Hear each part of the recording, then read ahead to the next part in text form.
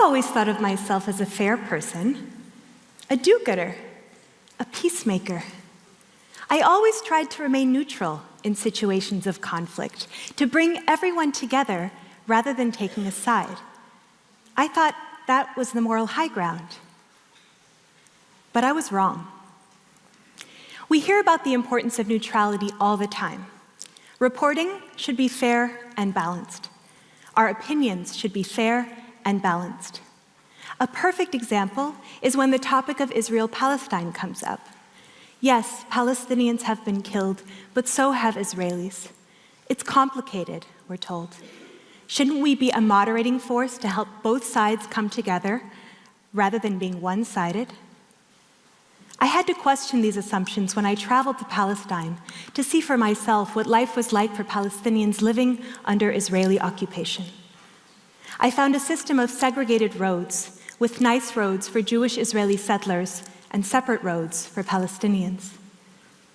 I comforted a friend whose 6-month-old baby died slowly in her arms of a simple asthma attack as they waited for hours at an Israeli checkpoint, prevented by soldiers from crossing to reach the Palestinian hospital on the other side. I stood beneath a 25-foot concrete wall that separates Palestinians from their own families, their schools, their jobs, their lands.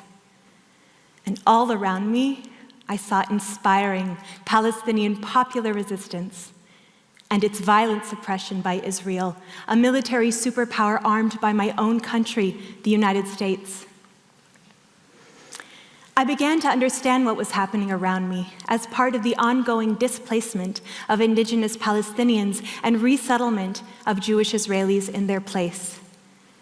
And I knew that Israel would pay me to leave the United States and move onto that same Palestinian land anytime I wanted, simply because I'm Jewish. What did it mean for me to remain impartial as I witnessed these injustices? Whom did my impartiality benefit? It became clear that neutrality wasn't a catalyst for mediation or change.